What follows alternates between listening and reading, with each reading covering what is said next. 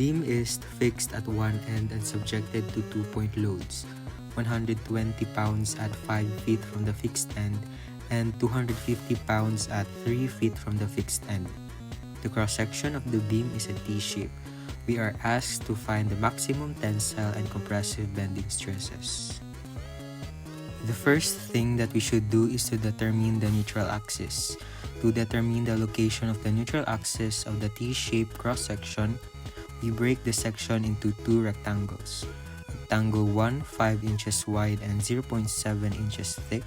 Rectangle 2, 7 inches tall and 0.7 inches thick. To find the neutral axis from the bottom, area of rectangle 1 is 3.5 inches squared, centroid at 7.35 inch. Area of rectangle 2 is 4.9 inches squared, centroid at 3.5 inch. Total area of the T-shaped cross-section is 8.4 inches squared. Through calculations, we determine that the neutral axis is located 245 over 48 inch from the bottom. This distance will be named C bottom. The neutral axis is also located 623 over 240 inch from the top, and this distance will be named C top. Moving forward, the moment of inertia.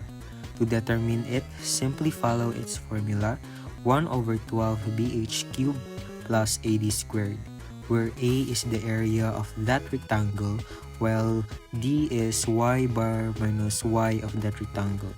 And by substitution, we determine that the moment of inertia is 50.414 inch raised to the power of 4. After that, support reactions follow. Since the beam is cantilevered, fixed at one end, the support must resist a vertical reaction force and a moment reaction to keep the beam in equilibrium. The loads acting on the beam are 120 pounds located 5 feet from the wall and 250 pounds located 3 feet from the wall. By summation of vertical forces, going upward is positive. We obtained R1 is 370 pounds. And by summation of moment about the fixed end, counterclockwise is positive. We obtained M1 is 1,350 pounds-feet. So the reaction at the fixed support provides a vertical reaction force of 370 pounds upward and a moment reaction of 1,350 pounds-feet. Next is to construct the shear and moment diagram. The beam is fixed at one end and subjected to a 120-pound force at 5 feet from the wall, a 250-pound force at 3 feet from the wall, a 370-pound reaction at the fixed support, and a 1,350 pound-feet moment rotating in a clockwise direction at the fixed support. For the shear diagram, from the left, we have a downward force of 120. Therefore, at the shear diagram, at this point is negative 120 pound. From 0 to 2 feet, the shear is constant at negative 120 pound. Then it drops to 370 pound after the first load, and from 2 to 5 feet is constant at 370 pound. Finally, it drops to 0 after the upward vertical reaction of the support. For the moment diagram, the moment decreases 240 pound-feet linearly from 0 to 2 feet. After that, it continues decreasing to 1,350. The bending moment occurs at a fixed support of 1,350 pound-feet closest the moment diagram. The maximum bending moment occurs at the wall, which is negative 1,350 pound-feet. Now we have obtained the maximum bending moment, moment of inertia, the C-top and C-bottom. We now proceed to determine the tensile and compressive bending stresses by using its formula MC over I. Knowing that the maximum bending moment is negative, the top fiber of the beam is in tension. C-top is used, while the bottom fiber is in compression. C-bottom is used. And by substitution, we obtain that the maximum tensile bending stress is 1,640.169 psi. and for compressive bending stress is 834.143 psi.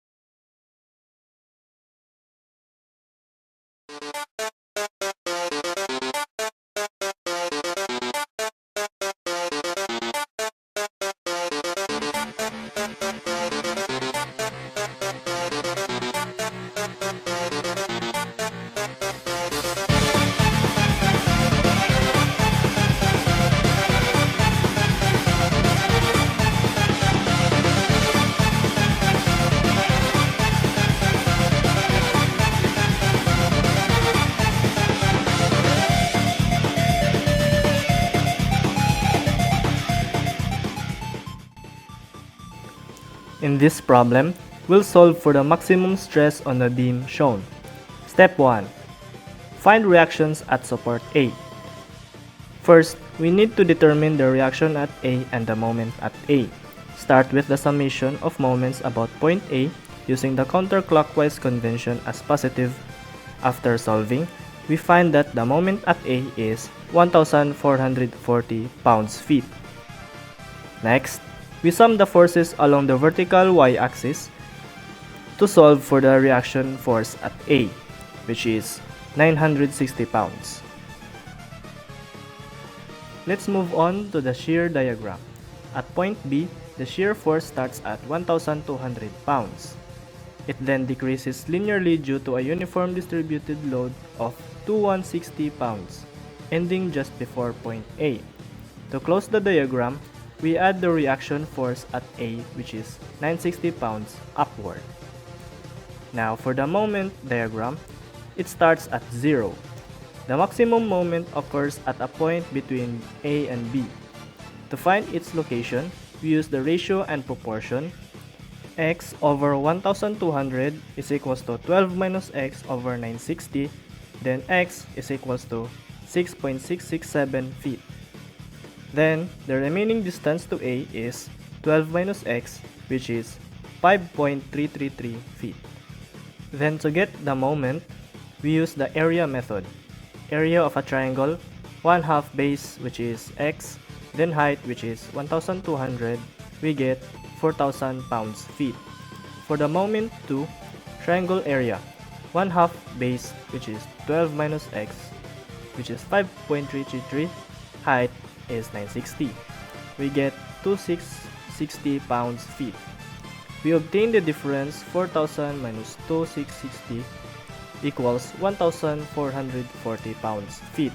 And to close the diagram, the moment present at A, based on the chapter 4 sign convention, goes down and is 0. Now, we then solve the moment of inertia. We first calculate the area of the cross section, which is base times height. 8 times 4 is equals to 32. Then we obtain the centroid, which is 8 divided by 2, which is 4. And the moment of inertia for a rectangular shape, 1 over 12 base, which is 4, then height cubed, which is 8 cubed, equals 170.667 inches to the 4th power. To calculate the max stress, we will use the formula sigma is equals to max moment multiplied by cross-sectional centroid divided by the moment of inertia. Plug all the values in and don't forget to convert 4,000 pounds-feet into pounds-inches by multiplying by 12. And then we get 1,125 psi, which is pounds per square inch.